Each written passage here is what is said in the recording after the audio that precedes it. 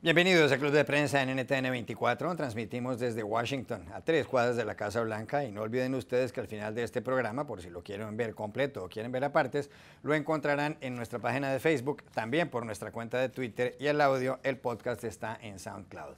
Les doy la bienvenida a los invitados hoy al Club de Prensa. En primer lugar, la corresponsal del País de Madrid, Amanda Mars. Bienvenida como siempre a esta mesa, Amanda. Muchas gracias. Rafael Matus, corresponsal de La Nación de Buenos Aires, bienvenido también. Gracias. Y Raquel Godos, corresponsal de la Agencia Española de Noticias EFE, bienvenida a esta casa. Gracias, Juan Carlos. Y el primer asunto justamente tiene que ver con la posibilidad, Raquel, de que el presidente de Estados Unidos, Donald Trump, eche para atrás o elimine o suspenda el llamado programa DACA, que por sus siglas en inglés se dice así, pero que en español traduciría Acción Diferida para los Llegados en la Infancia.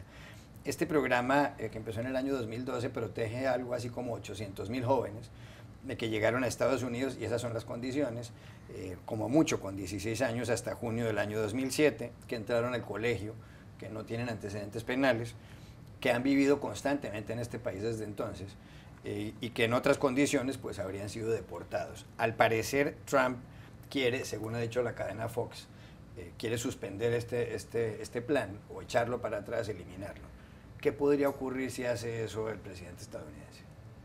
Bueno, creo que sobre todo lo peor es la incertidumbre en la que van a caer esos 800.000 jóvenes, que cuando se les concluya este periodo de alivio, porque hay que recordar que la acción diferida no es indefinida, tiene unos periodos de temporalidad, entonces lo tienen que renovar cada cierto tiempo. Cuando les concluya ese permiso de trabajo que ahora tienen en vigor, ¿qué va a pasar con ellos? ¿Son objeto de deportación o no? Porque al fin y al cabo siguen siendo indocumentados. También la Fox dice que va a rescindir DACA como se conoce, o sea, no sabemos qué es lo que plantea, si a lo mejor retirarles el permiso de trabajo y que no sean prioridad para la deportación. Hay que ver un poco cómo lo maneja la Casa Blanca. En cualquier caso, es difícil de analizar hasta qué punto Trump va a argumentar esta decisión, porque no hay una decisión económica. Es muy difícil argumentar que estos jóvenes no aportan a la economía estadounidense. De hecho, son cientos de millones de dólares los que producen al año. Y tampoco se puede explicar desde el punto de vista de seguridad. No son una amenaza, no tienen registros de antecedentes penales, no tienen problemas con las autoridades. ¿Cómo va a plantear esto? Yo creo que se trata sobre todo de una lucha interna en la Casa Blanca. Hay un sector muy radical que quiere acabar con DACA, que tiene que ver con el fiscal general Sessions, que no quiere defenderlo en los tribunales, y por otro lado hay gente más moderada que quiere intentar simplemente dejarlo como está y ver cómo después se desarrolla el tema migratorio en el Congreso. Yo creo que lo más probable es que acabe con la acción diferida, porque las presiones que está recibiendo por parte de su equipo son muy grandes, y veremos en qué acaba todo esto, pero desde luego es una noticia muy triste. ¿Cómo reaccionarían los hispanos si se produce esa determinación, si se da esa determinación? Bueno, sería un nuevo golpe a la comunidad latina, en particular a la comunidad mexicana. Recordemos que casi el 80% de los 800.000 beneficiarios que decía Raquel del programa son jóvenes mexicanos que llegaron con sus padres siendo niños o adolescentes, crecieron en este país, se criaron, estudiaron en este país. Algunos incluso se enlistaron en las Fuerzas Armadas, se sienten norteamericanos antes que centroamericanos, mexicanos, hondureños o el país de origen, y generaría más divisiones y más desgarramiento de familias, ¿no? Que es el principal problema humano que hay detrás de esta tenaza migratoria que está imprimiendo Trump. Hay que ver, como decía Raquel, si efectivamente el programa se elimina totalmente tal como lo conocemos o si se hacen algunas modificaciones para seguir aplicándolo a futuro. Hay mucha presión de organizaciones civiles, de organizaciones que defienden los derechos de los migrantes, también de empresas tecnológicas vinculadas al Silicon Valley, que tienen en estos jóvenes encuentran en estos jóvenes gran parte del capital humano para desarrollarse a futuro. Y desde ya el Partido Demócrata, recordemos que este fue un programa que implementó Barack Obama ante el freno que le puso el Congreso a su reforma migratoria. Trump había dicho que iba a encarar la situación de los Dreamers con corazón, ¿no? Hay que ver si efectivamente lo hace así o si, como indica todo, vuelve a aplicar otra tenaza que responda a su agenda nacionalista y xenófoba y que de alguna manera atienda las promesas que le hizo a su base. Amanda Martín. Sí, o sea, lo que pienso de esta medida es que en efecto es muy traumática para los afectados y luego quiero saber qué efecto tiene realmente para Estados Unidos, tanto para la economía de Estados Unidos, para el mercado laboral de Estados Unidos y para la situación migratoria o los retos migratorios que puede tener Estados Unidos. Y en ese lado es poca, o sea, es muy traumática para el afectado y con no grandes efectos. Entonces, lo que veo es que es una medida muy ideológica. Y lo que busca es contentar o conectar con las bases más conservadoras y sobre todo si al final en lo que se queda es en que no lo desmantela, sino que establece unos pequeños cambios, lo que se va a notar es que simplemente busca la publicidad de poder decirle al votante más anti-inmigración, fíjate, estoy frenando esto. Ya regresamos a Club de Prensa. Volvemos a Club de Prensa en NTN 24 y hoy que es viernes, antes de un puente festivo en Estados Unidos porque el lunes es Labor Day, el Día del Trabajo es cuando empieza realmente el otoño, cuando termina el verano, pues hemos decidido dedicarle este espacio a algo que nos une muchísimo en este programa. Este programa va a cumplir 6 años y realmente lo que nos une a los que estamos en esta mesa con todos ustedes es el idioma. Y aparte del interés por las noticias. Y lo que une a todas las personas que están en esta mesa es el idioma, la lengua española, el idioma español o el castellano, como quieran llamarlo ustedes. Ha habido incluso periodistas que hablan inglés aquí, pero se pueden sentar acá porque hablan español, como el director del periódico The Washington Post, Martin Barron. Y queremos hablar no solamente sobre el idioma, sobre esta lengua en la que nos expresamos, en la que queremos, en la que insultamos, sino sobre una de las regiones de donde viene el español, que es Castilla, y precisamente lo que era Castilla la Vieja, al norte de España, Castilla y León. El español, y quiero con esto empezar dándoles algunos datos que ustedes conocen, es el segundo idioma que más se habla en el mundo. Según las últimas estadísticas, lo hablamos 399 millones de personas, desde Norteamérica hasta la Patagonia. El primer idioma, el que más se habla, es el chino mandarín, lo hablan 1.197 millones. En el puesto 3 está el inglés con 335 millones, posteriormente el hindi y el árabe. Hay algunos lugares en donde el español ha sido muy importante. El español empezó hablándose en Castilla la Vieja, aunque los documentos, los textos más antiguos que hay en español están en el monasterio, o estaban en el monasterio de San Millán de la Cova, un monasterio que está abandonado hoy día. Cuando algunos monjes en el siglo X empezaron a escribir en los márgenes de unos diccionarios en latín, en aquel entonces no había imprenta, pero hacían unas anotaciones que son las primeras palabras del español. Y luego vino la primera gramática de este idioma en 1492, justamente en la famosísima Universidad de Salamanca, que había sido fundada en 1252 por una real cédula de Alfonso X el Sabio, rey importantísimo. Sin embargo, aquí hay un dato que le quiero preguntar a Raquel, porque esa gramática que escribió Antonio de Nebrija, que fue en la Universidad de Salamanca, tiene algunos antecedentes, porque parece ser que en Palencia, que es de donde es usted, una de las provincias de Castilla y León, hubo una universidad antes que la de Salamanca. ¿Cómo así? Sí, según los datos históricos, en España la primera universidad que se fundó fue en Palencia. Hay quien la cifra, lo calcula a principios del siglo XIII, 1210, 1212, pero hay incluso datos de ciertas clases de grado superior impartidas allí incluso un siglo antes. Poco a poco se fue perdiendo, fue difícil mantener la universidad porque había ciudades con más peso alrededor. Valladolid está muy cerca y era la capital del país. Pero en Palencia hubo siempre como mucho, y todavía hay calles que están dedicadas a Tello Téllez, que fue el obispo que impulsó ese movimiento educativo en Palencia. El rey Fernando III intentó mantener un poco la historia de la universidad, pero poco a poco fue decayendo. En cualquier caso, en España se concibe que en Palencia fue donde se inauguró la primera universidad. Uno de los corresponsales que empezaron en este programa hace 6 años es José Jaime Hernández. Lo era del periódico El Universal de México, hoy trabaja en un medio de comunicación distinto. y fue 13 años corresponsal en España y nos cuenta la siguiente historia desde México. Pues yo recuerdo que, o más bien reconozco, que si no hubiera sido posible mi contacto con el pueblo y con la gente de Soria, quizá mi español no sería lo que es hoy, un idioma más enriquecido, no solamente por la experiencia, sino por el buen uso del castellano. Aún recuerdo que la primera vez que pudimos viajar a Soria con mi familia, con mi esposa y mis hijos, fue realmente un encuentro, una experiencia deslumbrante con el uso de cualquier persona en Soria del idioma español.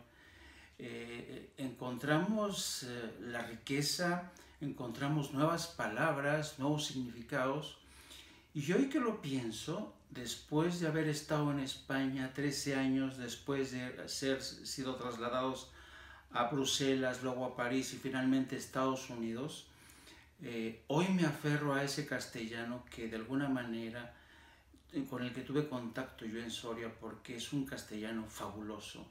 Y digo esto porque después de haber hecho este periplo, este peregrinaje desde España, Francia, Bélgica y Estados Unidos, me aferro aún más a ese castellano, a ese buen español, en tiempos en que justamente el español está acosado, está bajo el acecho de neologismos, de terminajos, incluso de aberraciones lingüísticas que intentan darle un sentido a una palabra, cuando en realidad supone otro distinto, o es un neologismo, o es un anglicismo. En fin, yo creo que mi paso por Soria me enriqueció como periodista, me enriqueció como escritor, me enriqueció como corresponsal y sobre todo como ser humano. Allí estaba José Jaime Hernández hablando del español que aprendió en la provincia de Soria, en Castilla y León. A propósito, aquí tenemos un gran libro, La historia del español, está escrito en inglés, The Story of Spanish, de dos canadienses, Jean-Benoît Nadeau y Julie Barlow, una gran historia del español. ¿Qué es el español para usted y la literatura española, Amanda Mars? Usted es de Valencia, ¿no es verdad? Sí, soy de Castellón, de un pueblo de Castellón, y lo que el mito que hay, es que me recordaba mucho, me ha hecho pensar mucho lo que estaba comentando el compañero, me ha hecho pensar mucho que el mito o el tópico que existe es que el mejor castellano se habla en Castilla y León, y en concreto el mito dice en Valladolid. Y quiero la opinión de Raquel en esto, por supuesto, que es de Palencia, pero el mito es Valladolid. Y una vez tuve interés, curiosidad por saber si había algún fundamento para decir esto. Y viene de una escritora francesa, una viajera del siglo XVII, que escribió un libro sobre un largo viaje que hizo por España, que fue pues una obra de la época. Y en el libro contaba que se decía y que le habían dicho que el mejor castellano era el de Valladolid, y de ahí se quedó el tópico o el mito, que bueno, obviamente no hay nada científico en esto, y creo que también se dice que Colombia, y bueno, yo creo que no hay ningún sitio en realidad, pero me ha hecho pensar mucho en ello. Hay gente que dice eso de Colombia. Que sí, dicen que está la cosa entre Colombia y Valladolid, pero... Es la segunda academia de la lengua que se fundó, la primera que se fundó en América, después de la Real Academia Española fue la Academia Colombiana de la Lengua. Rafael Matus, el español, los autores que usted prefiere.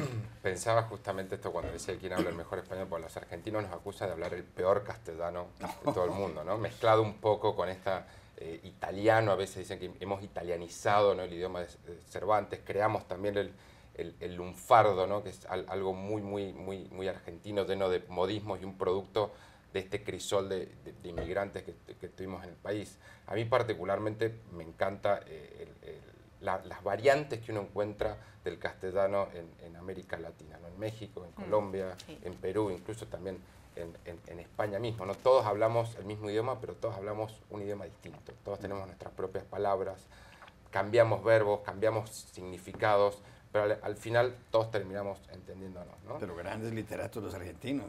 Bueno, tenemos Jorge Luis Borges, Cortázar, claro, es uno de mis autores favoritos. Ernesto Sábato también es uno de mis escritores más añorados. Igual, mi escritor favorito de todos los tiempos sigue siendo el gran Gabriel García Márquez, ¿no? Creo que pocos hicieron del español algo tan hermoso, algo tan bello para leer como Gabriel García Márquez. Hay un libro que traía yo aquí que se titula Ancha es Castilla, de Eduardo Caballero Calderón, un escritor colombiano que nació en 1910 y ya murió. Cuando él fue de Colombia a España, fue en barco, llegó a Portugal y posteriormente entró a territorio español y decidió escribir un libro sobre lo que era Castilla. Y llama la atención la primera frase, que es emocionante en cierto modo, porque dice: al entrar a España, tras cruzar la raya de Portugal, no tuve la impresión de llegar, sino la de volver. Y luego va contando toda la historia de Castilla. Hay un escritor castellano que es Miguel Delibes y usted tiene una historia del nexo de Delibes con Estados Unidos. ¿Cómo es eso? Sí, hay muy poca gente. Bueno, Delibes es como el gran escritor castellano que los castellanos además reivindicamos porque creemos profundamente que se murió sin un Nobel que merecía. Y bueno, sí fue premiado con el premio Cervantes, tuvo un recorrido, empezó siendo periodista en el norte de Castilla, acabó dirigiéndolo, se tuvo que marchar y al final lo dejó, pero en su etapa más floreciente, cuando empezó a hacer novelas y apartó un poco el periodismo de su vida, transcurrió aquí en Washington y mucha gente no lo sabe. Él tuvo aquí una beca para una cátedra de investigación en la Universidad de Maryland, aquí a las afueras de Washington, y pasó 6 meses aquí. Y de hecho hay escribió artículos sobre sus experiencias en Estados Unidos, cómo veía Estados Unidos desde el ojo castellano, ¿no? Hay imágenes de él incluso con su boina calada frente al Capitolio, que es muy significativo. Y hay artículos que también escribía para el periódico La Vanguardia de Barcelona. Y para mí es muy curioso leer en sus percepciones cómo yo puedo identificar esas mismas cuestiones desde el ojo castellano, ¿no? Él habla de la calma de Washington, de las calles anchas que le recuerdan a una ciudad castellana, verde, con árboles, y sin embargo dice que es de hecho el anti-Nueva York. Lo contrapone. Y es, yo creo que una de las sensaciones que tenemos todos cuando llegamos, ¿no? Amanda Mars vive en Nueva York. ¿Es el anti-Nueva York Washington? Sí, es el... sí. Y Rafael Matus también ha sido corresponsales ambos en Nueva York. Sí. Pues sí, de hecho hace poco en España me preguntaban por eso y les decía, mira, Washington y Nueva York se parecen en que hablan inglés, pero en lo demás no tienen nada que ver. Y entonces me cuesta hacer una comparación o un ranking porque no tienen nada que ver.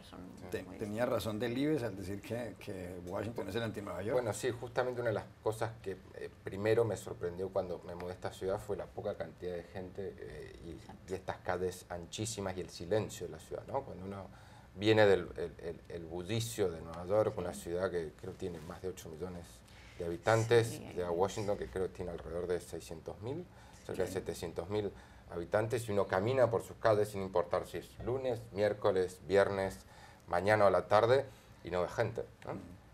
Es verdad.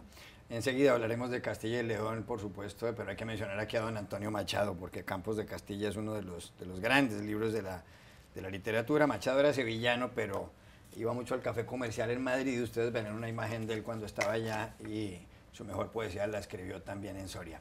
Y ya regresamos a Club de Prensa. Volvemos a Club de Prensa en NTN 24. Hablábamos de una de las zonas donde nació el español, realmente el lugar en donde nació el español, el castellano.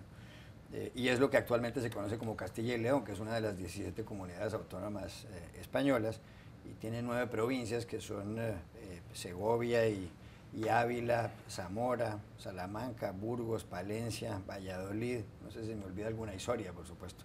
Y ahí tenemos imágenes de las murallas de Ávila, de la Semana Santa en Zamora, que es tan famosa, de la Plaza Mayor de Valladolid, de la Catedral de Palencia, que la llaman la Bella Desconocida, ¿no? Porque es una iglesia muy, muy bonita, del acueducto de Segovia, nada menos el acueducto romano, de la Plaza Mayor más bonita de España, que es la Plaza Mayor de Salamanca, de la Catedral de Burgos, que es tan grande que uno la ve desde los aviones, de un pueblo de Soria precioso que se llama Calatañazor, y del Parador de León. A propósito, contaba aquí Rafael Matus que decidió ser periodista en Segovia. ¿Cómo es la historia? Bueno, fue hace ya 20 años, ¿no? De hecho, en el siglo pasado. Estaba viajando por España de mochilero, algo muy común que hacen los jóvenes argentinos. Como ya había vivido antes en España con mi familia en 1989, había podido ir a Cuenca, a Toledo, a Salamanca, y una de las ciudades que me faltaba conocer cerca de Madrid era justamente Segovia. Así que decidí ir a pasar un fin de semana a Segovia, sobre todo porque quería ver el acueducto romano, ¿no? Había visto muchísimas fotos, imágenes, me pareció una construcción fantástica, única en el mundo, así que hacia allá fui. Pasé un fin de semana solo y fue el primer fin de semana donde me puse a escribir cosas que no tenían que ver ni con mis estudios, ni con trabajo, ni con nada. Y donde para mí comencé mi vida como escritor, que después devino en vida de periodista. Por eso Segovia para mí siempre va a tener un significado y un lugar en mi corazón muy, muy especial. ¿Qué es lo que más le gusta de Castilla y León a Amanda Maiz?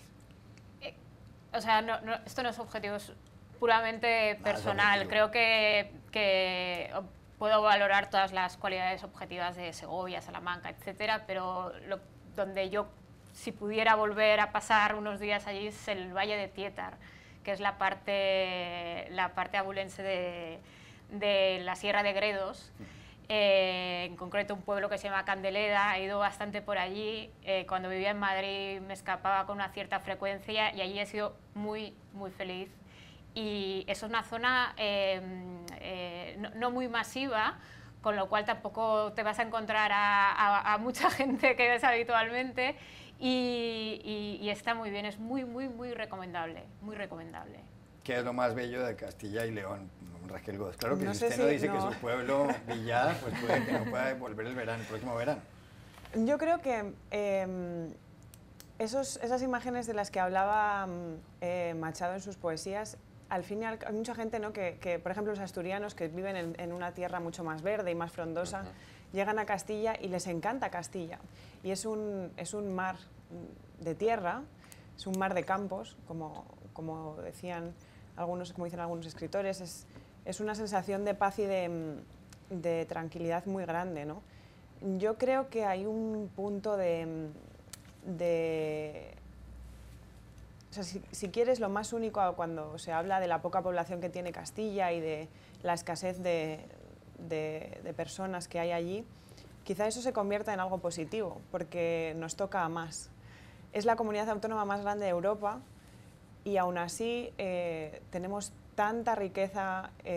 Solo para nosotros está despoblada, solamente 2 millones de personas, pero los recursos, que son muchos y son todos, son para unos pocos. Entonces yo creo que la calidad de vida en un pueblo castellano, en el mío, es altísima. Yo desde que me marché cada vez valoro más el tipo de vida que ellos llevan y la envidio. Tiene 94.000 kilómetros cuadrados, es la región más grande de Europa. En el libro de Anchas Castilla de Caballero Calderón, ahora que ha hablado usted de lo seca que es Castilla, dice: Castilla es lo seco frente a lo húmedo, que es el litoral del Cantábrico, lo duro frente a la blandura de Sevilla, lo áspero frente a la tersura de Galicia, lo estéril frente a la abundancia de Valencia. Sus ríos son tajos de moros vengativos que entraron a saco en la tierra miserable. Los alcornoques y los hombres que decoran las parvas colinas extremeñas se retuercen sobre sí mismos y tienen el color de la tierra. Nunca el hombre fue más terrestre y más pedestre que en Castilla, y sin embargo, ¿qué música es Castilla? Está desarropada y no tiene árboles que hagan cantar el viento que puntea la guitarra de los chopos de Andalucía, pero Castilla canta. A mí lo que más me gusta de Castilla es La Cuenca, un pueblecito de Soria donde tengo mi casa, y sobre todo me impresiona mucho los cielos azules, que son muy intensos. Y me llama la atención, y aquí nos manda un video, otra de las corresponsales que empezaron a hacer este programa, argentina, ella de la Nación de Buenos Aires, colega de Rafael Matus, porque estuvo visitando un pueblo que se llama Argusino. Ustedes verán la fotografía, pero oigan lo que pasó con Argusino y oigan a Silvia Pisani. Uno de los lugares que más me ha sorprendido cuando salgo a recorrer como corresponsal son los pueblos de Zamora, la provincia al noroeste de Madrid, pegada a Valladolid e integrante, por supuesto, de la comunidad de Castilla y León. ¿Por qué? ¿Por qué me atrae? Por sus pueblitos, la magia de sus pueblitos, pueblos pequeños, todos con un sello común, casi siempre la iglesia, alguna ruina románica. Entre todos los pueblos, el que particularmente me atrapó es la historia de Argusino, un pueblo que desapareció del mapa. ¿Por qué? Porque se construyó una represa, la represa del Almendro, y eso significó que hubo que inundar Argusino, y Argusino desapareció. ¿Y por qué me atrae un pueblo que no existe? Por la memoria de su gente. Hace 50 años que esto pasó y sin embargo, año tras año, los vecinos de Argusino se siguen encontrando. Nietos de aquellos primeros pobladores, hijos, amigos. Cuando ocurrió la inundación, Argusino tenía más o menos un centenar de vecinos. Hoy los vecinos de Argusino, el pueblo que no existe, son muchos más. Nunca vi tanto arraigo a la tierra, tanto cariño. ¿Cómo no me va a enamorar esa tierra? Nunca vi tanto arraigo, dice Silvia Pisani, de los ex habitantes de Argusino, porque ya no existe el pueblo. Y ya regresamos a Club de Prensa. Volvemos a Club de Prensa en NTN 24 en este especial sobre el idioma español y sobre Castilla y León, una de las zonas en donde nació realmente este idioma. Uno de los problemas de Castilla y León es la despoblación, y esto es increíble porque es un área de 94.226 kilómetros cuadrados y no hay ni siquiera 3 millones de habitantes. Valladolid, que es la capital, no llega creo que al medio millón de habitantes, tiene alrededor de medio millón de habitantes. Hay algunos pueblos, y ese artículo lo publicó recientemente en el diario El País el periodista Sergio del Molino, que es aragonés, como Sarnago, ustedes lo verán, el titular del artículo es El Far West Soriano, donde ya no hay habitantes, los habitantes simplemente vuelven en el verano para las fiestas. Sergio del Molino tiene un libro titulado La España vacía y cuenta cómo en el territorio comprendido entre La Rioja y Castilla y León y Castilla-La Mancha y Extremadura y la Comunidad de Madrid, excepción hecha por supuesto de Madrid capital y algunas zonas de Valencia, eso es el 53% del territorio de España y solamente vive ahí el 15% de la población. Realmente la población española está sobre el mar Mediterráneo y algo sobre el mar Cantábrico y desde luego en la capital, en Madrid. Alex Grigelmo, periodista del País, quien fuera presidente de la agencia EFE, contaba que Elías Rubio dice que escribió un libro titulado Burgos, los pueblos del silencio, y dice que en los últimos 35 años se han deshabitado 64 núcleos urbanos. Sobre ese fenómeno de la despoblación nos mandó justamente Sergio del Molino lo siguiente, véanlo a él. La España vacía, que es una expresión que acuñé para titular mi libro homónimo, creo que se ha convertido casi ya en un topónimo con el cual muchos de los habitantes de la España interior, de la España sin mar, la España peninsular, que tradicionalmente es asociado al paisaje de la meseta, pues se identifican mucho, porque creo que describe muy bien, o creo que sienten muchos de sus habitantes que describen muy bien ese vacío y esa dispersión geográfica que caracteriza esa región amplia que está ya compuesta sobre todo por las dos Castillas, un poco de La Rioja, Extremadura, Aragón y parte de las regiones costeras como Andalucía o Asturias o el interior de Valencia, que tiene unas características demográficas, sociales y geográficas muy distintas o sensiblemente distintas a las del resto del continente europeo, que es un continente que está muy poblado, muy urbanizado y con una densidad de población muy alta y muy homogénea. Aquí, en cambio, estamos encontrando casi lo que se supone, lo que llaman los expertos un desierto demográfico, con densidades de población por debajo, en algunos lugares, de 6 habitantes por kilómetro cuadrado, cuando por todo lo que esté por debajo de 10 se considera que es un desierto demográfico, que es una zona despoblada.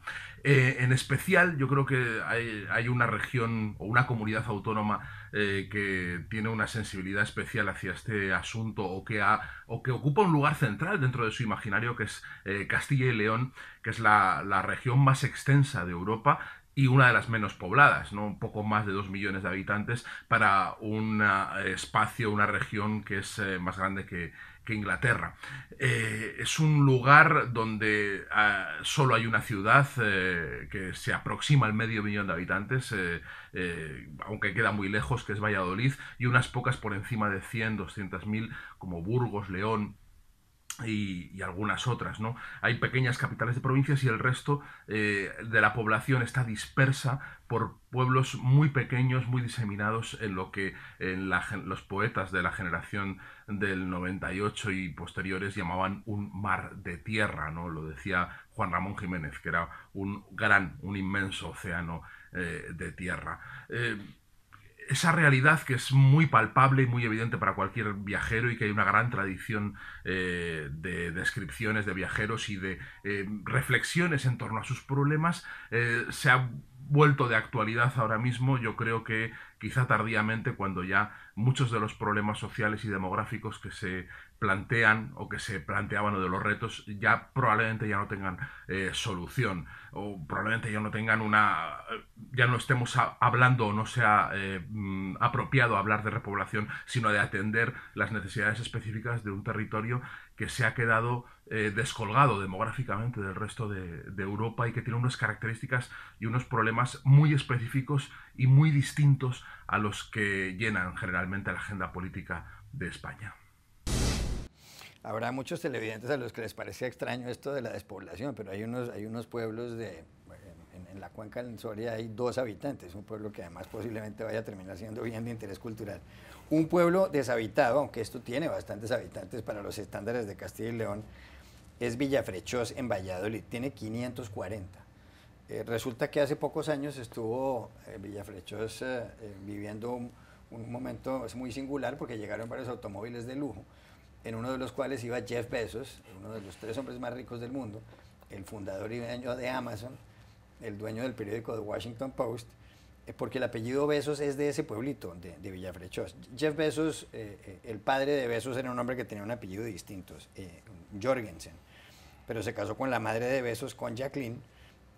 Posteriormente se separaron, y cuando Jeff Bezos tenía 4 años, la madre del señor Bezos se casó con Miguel Bezos, un hombre que le decían Mike Bezos, que era cubano, venían de la Argentina, la familia Bezos, y habían salido de este pueblecito de Villafrechós en Valladolid, de manera que el señor Bezos fue a buscar el origen del apellido que lleva, aunque no sea hijo, repito, del señor de la misma casa familiar, y estaba sorprendido porque el cartero del pueblo, que se llama Félix, el carpintero del pueblo, y todo el mundo llevaban el apellido Bezos. Usted ha estado en algunos pueblos de Aragón, de esta España vacía, además su familia viene de la zona aragonesa. ¿Cómo fue la experiencia de esos pueblos vacíos? Bueno, a mí me llama poderosamente la atención, ¿no? Esta terca resistencia de muchos poblados mínimos, minimalistas, ¿no? Que uno encuentra en este mar de tierra, ¿no? Qué término tan bonito esto, ¿no? Mar de tierra, desparramados por el centro de España. Como bien decías, la familia de mi padre, el apellido Escorihuela, proviene de un pueblito que se llama Tronchón, que queda en la provincia de Teruel. Y cuando nosotros vivimos en España en 1989 con mi familia, mi padre quiso ir a Tronchón para conocer el origen de nuestra familia. De allí salió Miguel Escorihuela Gascón, con tan solo 14 años, que llegó a la Argentina a hacer la América, y efectivamente hizo la América. Nunca se casó, pero después trajo varios sobrinos, de los cuales se desparramó toda la familia en Mendoza, en Argentina, donde yo nací. Y allí encontramos una familiar muy lejana que tenía fotos de mi padre, de mi tío, de mis abuelos, de cuando eran bebés, que le mandaban desde la Argentina. Tronchones es un pueblito típico de estos pequeños, ¿no? Donde solamente había una iglesia, una plaza central, que ni siquiera era una plaza mayor, toda de piedra, donde había una puerta con una reja que arriba decía cárcel, ¿no? La cárcel a la vista de todos en el medio de la plaza. Nunca me voy a olvidar de Tronchón, que es mi pueblito, ¿no? Mi pueblito pequeño en España. ¿Cuántos habitantes tiene su pueblo en Palencia, en Villada? 1000. Como tú dices, es casi el Nueva York comparado con su pueblo de Soria. Hay una cosa que llama la atención, como en estos pueblos pequeños hay gente que trabaja mucho para revivir costumbres y tradiciones. Como hay una señora que nos ha enviado, amiga suya de su pueblo, sí, Elena. un video. Y lo vamos a ver de algo que ha revivido ella en el folclore de Palencia. Nosotros, en Villada, los villadinos, tenemos un folclore rico en jotas y danzas de paloteo. Hay jotas desde los eventos o acontecimientos que se hacían en el pueblo festivos, como era una romería, como era la despedida de los soldados que se iban a la mili, hasta los trabajos del campo, que eran la siega, la viña. Tenemos una jota muy representativa, que es la muralla. que por excelencia es la jota que llevamos a todos los sitios. Que dice, a la entrada de Villada hay una hermosa laguna, donde se lavan las guapas, porque feas no hay ninguna. Ahí está cómo reviven las jotas, el folclore de Palencia. ¿La despoblación le impresiona a usted también? Me impresiona relativamente, porque hay una parte de la... Por supuesto hay una y esto es un fenómeno en España, hay un tipo de despoblación que es negativa, que es la despoblación consecuencia de unas dificultades, de no me puedo quedar aquí porque no tengo oportunidades, ¿no? Pero también hay otro tipo de despoblación que es un proceso natural, que es que la gente tiende a concentrarse, y esto está pasando en toda Europa. Y no tiene mucho que ver con... No hay una historia muy dramática detrás, no tiene tanto que ver con la economía. A mí me sorprendió mucho hace un tiempo una historia que publicó mi periódico de pueblos en venta en España. Hay pueblos en venta, sí, que claro, se subastan. En Soria ha habido pueblos sí, en todos. Y el número de el listado de comunidades con más pueblos a la venta a lo mejor nos sorprendería, porque la primera era Galicia, pero la segunda era Cataluña, ¿no? Y Castilla y León estaba en tercer lugar. Es decir, que creo que no hay que dramatizar con la despoblación, no me parece grave en ningún sitio, ¿no? Al margen de que por supuesto haya pueblos estupendos que los vecinos se animen a mantenerlos y que en verano se llenen de gente, y eso es espectacular, es fantástico. Pero es curioso porque esos pueblos parece que no logran que vuelvan a poblarse, y es raro porque, entre otras cosas, los servicios públicos son bastante buenos. Es decir, en un pueblo en Soria de 2 habitantes como la cuenca del internet, y se reirán los televidentes, es mejor que aquí en Washington. Y sí, lo digo en serio porque lo vivo. Por eso, mejor que en Nueva York, que es absurdo. El agua funciona mejor, sí, es extrañísimo. Lo que yo comentaba antes tiene mucho que ver con eso. Creo que una de las mejores cosas que tiene vivir o criarse en un pueblo de Castilla es que, por ejemplo, la educación, yo iba a en clases de 20 alumnos, tenía una educación casi personalizada, tardaba en ir a la escuela 3 minutos caminando. Para mí era un ejercicio muchísimo más cómodo que un niño que se levanta a las 4 de la mañana para coger el autobús que lo lleve a 1 hora y media de... O sea, para nosotros el tema de la educación es un recurso que tenemos ahí, que en otras circunstancias sería muchísimo más masificado, menos personal. Fue algo mucho más bonito, yo creo, educarnos en ese sentido en un pueblo pequeño. Y luego tenemos un montón de recursos que en otros pueblos o incluso ciudades no tienen. O sea, Villada tiene estación de tren, está hiperconectado. Ahí, por ahí pasa el AVE, es camino de los trenes de alta velocidad. Pero para en el pueblo, ¿no? No, el tren de alta velocidad no, pero sí hay trenes de servicios que te conectan con Madrid, desde Villada. Entonces, hay una serie de cosas que todavía se mantienen, cada vez hay menos, cuesta más pelear por ellas, los ayuntamientos tienen que pelear por ellas, pero creo que, por lo menos, me gusta el concepto que decía... de la testadurudez, ¿no? Que la testadurudez que tenemos por mantener los pueblos, creo que más que otra cosa es eso, ¿no? Hay mucha gente intentando trabajar en ello. Elena ha recuperado un grupo de danzas que se estaba perdido desde hacía 20 años, y el grupo de danzas no está compuesto solamente por gente mayor, hay niños, hay adolescentes, hay gente joven, y tiene que ver con las raíces, ¿no? Es una labor de testarudez. Es posible que se justifiquen las críticas que les hacen a los castellanos de que eran como el imperio español se basaba en Castilla. Muchas veces hay críticas no solamente de otras regiones de España, de los independentistas en Cataluña, que tienen todo el derecho a pedir la independencia, o de los independentistas vascos, pero critican mucho ese centralismo castellano. Es curioso que incluso Castilla, cuando el hombre más poderoso del mundo, que era Carlos V, el emperador, quiso pelear con la gente de Castilla, pues los nobles castellanos lo frenaron. Y es curioso cómo llegó a conquistar gran parte de Europa con el dinero que salía de Castilla, que además salían gran parte de las ovejas, y uno ve en esos pueblos unos pastores con ovejas, y bueno, esa era realmente el pulmón económico de Carlos V. Yo no sé si puede haber una exageración cuando se critica tanto a los castellanos, que en el fondo la mayor parte viven en unos pueblos pequeños y con menos socorridos que en otras grandes ciudades de España.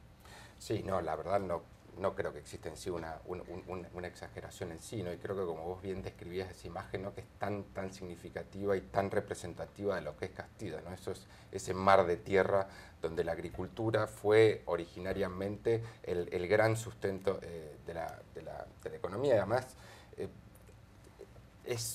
creo, resguardarse, ¿no? en esos pequeños territorios es también parte de una defensa ante la aridez que tiene Castilla, ¿no? y que impone quizá un estilo de vida mucho más duro que el que uno puede tener en las costas, donde hay mucha más abundancia de economía y también mucha más abundancia climática, ¿no? Y que creo en parte también por eso... Es más austero. Exacto. Mucha gente también termina viviendo en las costas también por eso, ¿no? Porque las costas ofrecen un clima, un entorno, me parece, mucho más amigable para la vida.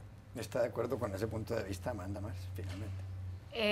Sí, o sea, es que los tópicos regionales son un poco complicados, sí. pero voy a entrar. Sí que es verdad que el llamado carácter castellano se ha ganado una cierta fama y además hay un poco de orgullo del carácter castellano, porque yo cuando trabajaba en Madrid, en mi sección de economía, tenía dos jefes de sección que eran los dos uno era de Ávila y la otra era de Valladolid, y bromeaba mucho con ellos y les gustaba mucho bromear con ellos, y que es verdad que eran así muy... Pues a veces, no, que van, eran deliciosos, pero de vez en cuando soltaban y nos reíamos mucho con ellos, o sea que yo creo que por jugar con los tópicos lo podemos comprar como bueno, pero de una forma para mí muy entrañable. No, muy entrañable. Y es verdad que ha habido el poder de los castellanos en la antigüedad ha sido muy duro con las otras regiones de España, pero claro que existe ese orgullo, ¿no? Decía don Antonio Machado, Castilla miserable, ayer dominadora, envuelta en sus andrajos, desprecia cuanto ignora. Eso ya es increíble. Bueno, se nos acabó el tiempo. Gracias, Amanda Mars, por haber estado en este programa especial sobre el idioma que hablamos y sobre Castilla, la vieja de Castilla y León. Y gracias a Rafael Matus, a Raquel Gómez. Y a ustedes los espero el lunes nuevamente en Club de Prensa.